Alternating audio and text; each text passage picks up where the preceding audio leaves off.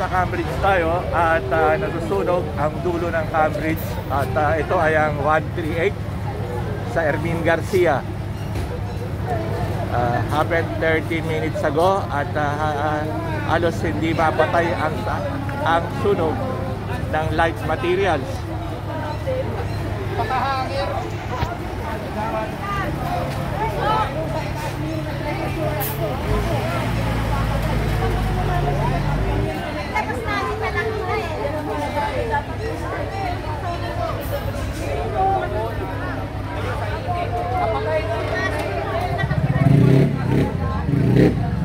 Ang init umaabot dito sa amin mga 30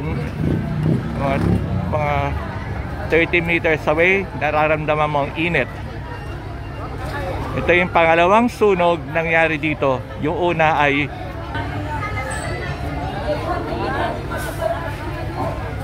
kawawa naman mga mahihirap dito, nawawala ng bahay uli.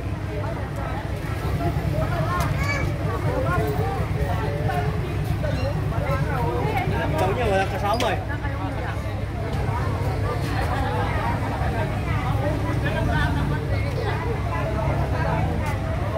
Ito yung nangyayari sa 138 Hermin Garcia. Tinutupok na naman ng sunog. Ang huling sunog nito ay January ng 2003.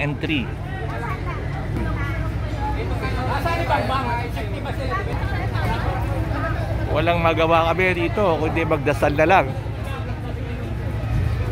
na sana walang masawi, walang masaktan na bombero at mga tao.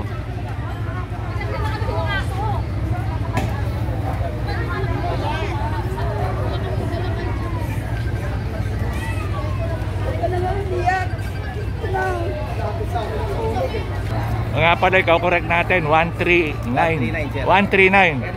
Hermin Garcia. Yung katabi ng ilog, no? Right side ng bridge.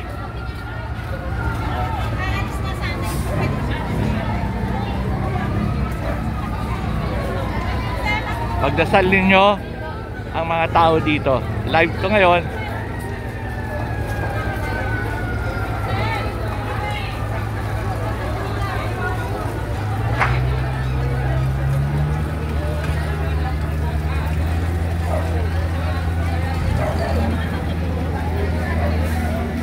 Mula rito ay nararamdaman namin ang init